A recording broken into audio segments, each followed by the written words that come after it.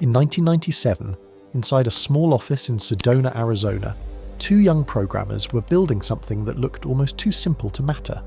It was a tiny music player for a strange new kind of world. A world where songs were no longer trapped inside plastic cases. A world where a teenager could download a file from a stranger across the planet, double-click it, and hear a guitar riff explode through cheap computer speakers. For a moment, it looked like this little player would become the doorway to all music on the internet. It had the users, it had the culture, it had the brand, it had the feeling. But it did not become Spotify. It did not become the place where the world paid for music. It became a memory. And the strangest part is that almost everything Spotify would later prove had already been visible in the glow of Winamp.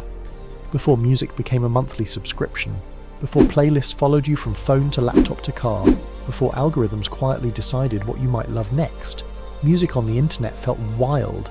It was messy, personal, dangerous, and free in a way that seemed impossible to control. Songs were files. Files were passed around. Folders became collections. Hard drives became bedrooms full of albums. And sitting in the middle of that chaos was a small, black and grey player, with buttons that looked like they belonged on a stereo from the future. It did not ask you to join a platform. It did not tell you what to listen to. It simply opened the file, played the song, and let the internet breathe. Winamp was not supposed to become a cultural symbol. It began as a tool, a fast, lightweight way to play a new kind of audio file called MP3. But the timing was almost perfect. The late 1990s were a strange doorway between two eras. The old music industry still believed the album belonged in a store. The new internet believed everything should move instantly. Somewhere between those two worlds, millions of people were hearing digital music for the first time. And for many of them, the first sound of that future came through Winamp. The human need behind Winamp was simple. People wanted control. Not the kind of control a record label understood, not radio schedules, not album tracks chosen by someone else, not compact discs stacked on a shelf. They wanted their music inside their computer, arranged their way, played their way, skinned their way, and shared with people who understood them. Music had always been identity. But now identity could live inside a folder named after your mood, your friends, your heartbreak, your private little universe. Winamp did not create that desire. It arrived at the exact moment that desire became possible. The people behind it were young enough to understand the internet differently. Justin Frankel, one of the central minds behind Winamp, was not thinking like a traditional media executive. He was thinking like a programmer from the world of shareware, hackers, message boards, and restless experiments. Software did not need a giant launch. It could spread because people liked it. It could improve because users complained. It could become famous before anyone in a boardroom understood what was happening. That was the internet's magic, and it was also its danger. Winamp was built by Nullsoft, a company whose name already sounded like a joke from a programmer who did not want to sound corporate. The product was small, quick, and deeply customizable. You could load your MP3 files, build a playlist, switch skins, install plugins, watch strange visualizers pulse with the music, and make the player feel like it belonged to you. That part mattered more than it seemed. Winamp was not just software.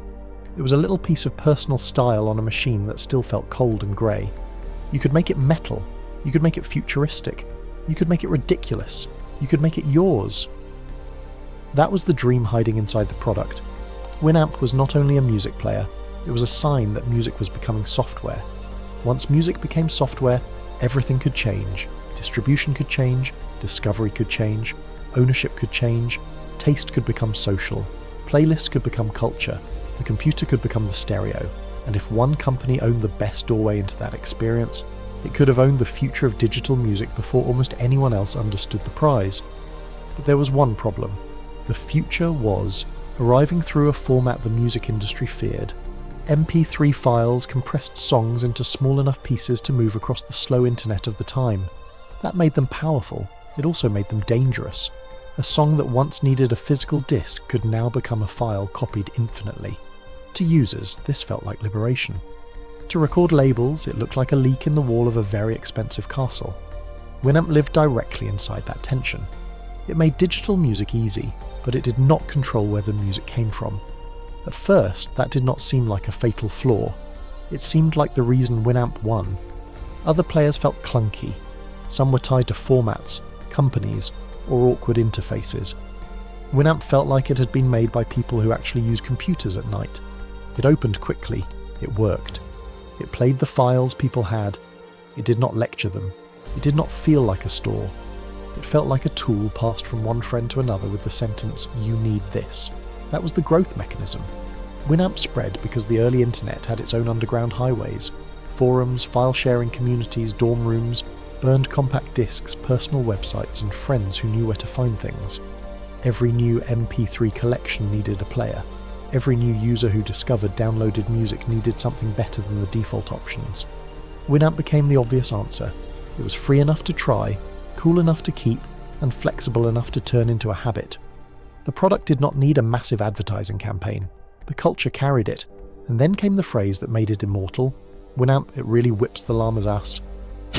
Winamp, it really whips the llama's ass. And if that sound just unlocked a memory, leave one word in the comments, llama.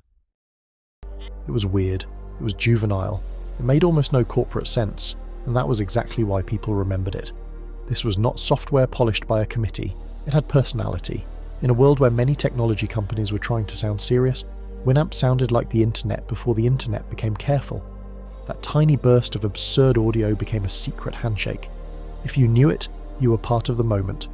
By the end of the 1990s, Winamp looked unstoppable. Millions of people were using it.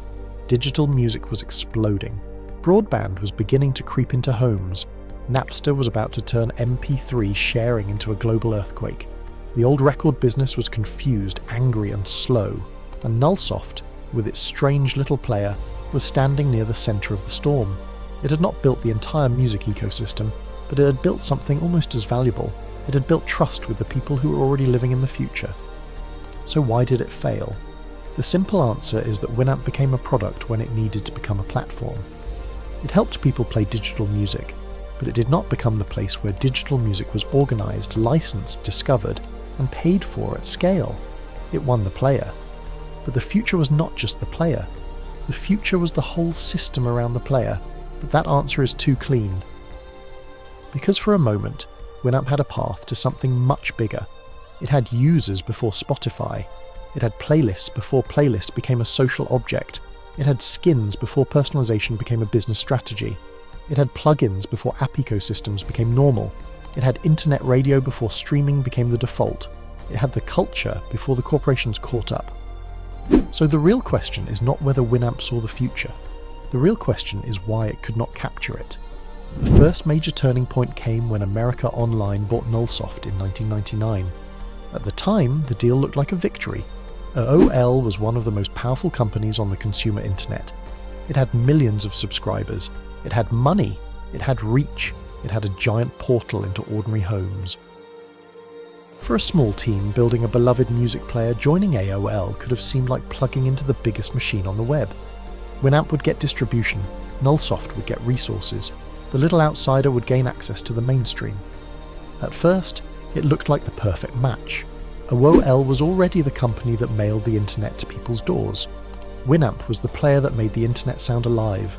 Together, they could have built a bridge between mainstream consumers and digital music. They could have created a legal music service before the market settled. They could have turned millions of loyal users into a new, kind of music network. But that did not happen. And the reason was not just competition, it was culture. But this is not the end of the story. What comes next is stranger, sadder, and more surprising than anything you have heard so far. Winamp survived. It changed hands, it changed faces, it almost disappeared completely. And then, something unexpected happened. Part 2 is already in production, and it is coming soon. If you do not want to miss what happened next, subscribe. The second half of this story is worth waiting for.